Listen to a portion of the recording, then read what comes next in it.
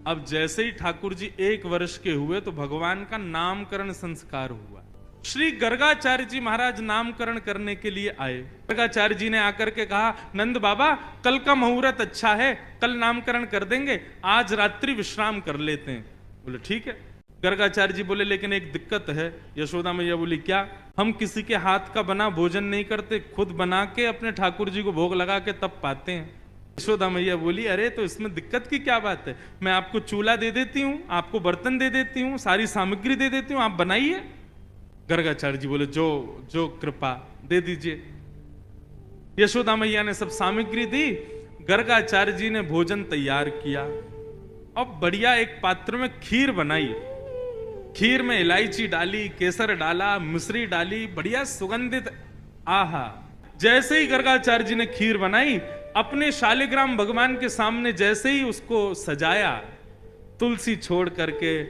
अब गर्गाचार्य जी का नियम था कि वो जब भोग धरते थे ना, उसके बाद 108 माला करते थे नेत्र बंद करके, और 108 माला होने पर तब भोग अनौसर करते थे। गर्गाचार्य जी ने भोग रखा और जैसे ही आंख बंद करके नाम जप करने लगे, अंदर आंगन में ठाकुर जी बलराम जी के साथ खेल रहे थे। अभी 1 वर्ष के हुए, थोड़े थोड़े चलते, तो ठाकुर जी बलराम जी के साथ खेल रहे थे। खेलते खेलते अचानक रुक गए। बोलना तो जानते नहीं, थोड़ा थोड़ा बोलते हैं। बलराम जी बोले का भयो? अच्छा, मनी मन में दोनों की बात होती है। ठाकुर जी बोले अरे भैया आज एक बहुत जोर को भगत आयो है, नामकरण करवे आयो हमारो।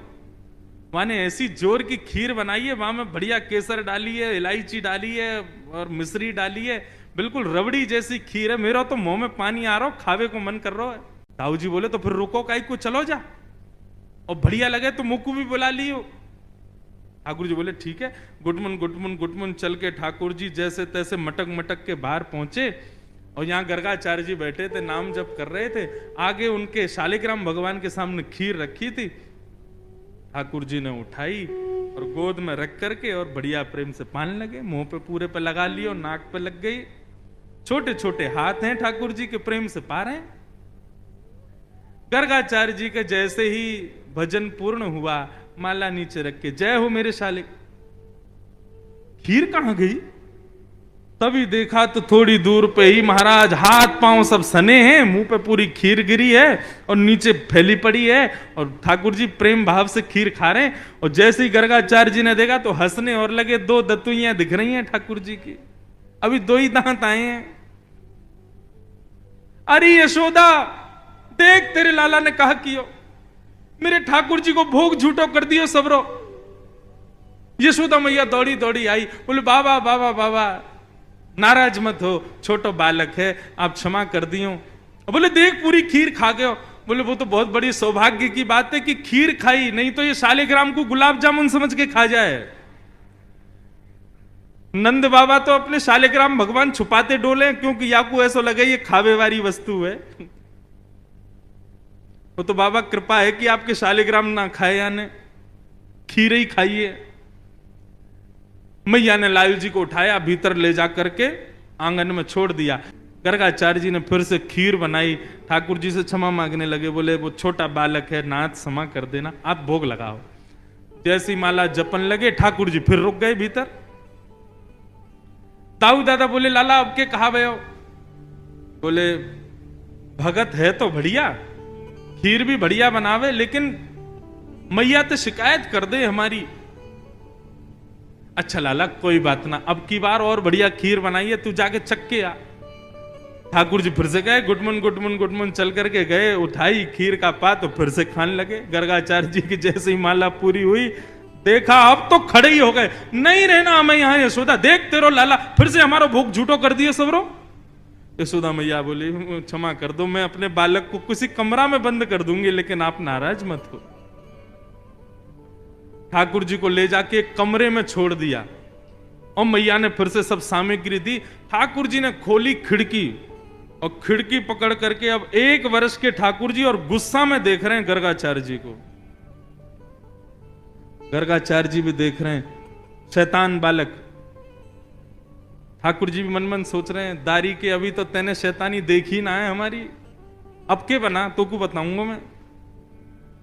गर्गाचार्य जी ने भोग बनाया, तीसरी बार भोग रखा। ठाकुर जी क्षमा कर दियो, छोटो बालक है, अब की बार भोग लगाओ। और जैसे ही त्वदीयम वस्तु गोविंद नाम जप करने लगे, ठाकुर जी उतरे और धीरे से खिड़की खोली, दरवाजा खोला, गुटमुन गुटमुन गुटमुन चल करके बाहर आए और उठाया खीर का पात्र। और जैसे ही पाने लगे, गर्गाचार्य जी को संदेह हो गया था कि कहीं बालक फिर से तो नहीं आ गया। जैसे ही नेत्र खोल करके देखा तो नन्हे से गोपाल जी के ही 4 भुजा प्रकट हो गई। शंख चक्र गदा पद्म ठाकुर जी ने अपने भुजाओं में धारण कर लिया। चतुर्भुज नारायण के रूप में नन्हे से बालक के रूप में ही प्रकट हो गए। और एक भुजा से तो स्वयं खीर खा रहे हैं और अपनी झूठे हाथ से ही गर्गाचार्य जी को खिला रहे हैं। गर्गाचार्य जी नतमस्तक हो गए, बोले नाथ क्षमा करना, मैं आपके रूप को पहचान नहीं पाया। ठाकुर जी बोले हमने ये रूप आपको इसलिए दिखाया है कि कल जब आप हमको हमारा नामकरण करोगे तो हमारे ग्रह नक्षत्र देख करके आपको सब पता चल जाएगा कि मैं कौन हूं। लेकिन ये सच्चाई हमारी मैया को मत बताना कि मैं कौन हूं। आपको छुपाना है कि मैं परमात्मा। मैया अभी मुझसे प्रेम करती है, मुझे दुलार करती है, मुझे बहुत स्नेह देती है। यदि वाकू पतो चल गई कि मैं भगवान हूं तो कहीं मंदिर में दियावेगी मोकू पुजारी जी, या की पूजा करे करो, भगवान है ये, मोकू मंदिर में ना जानो, मैं तो मैया के पास ही रहूंगा।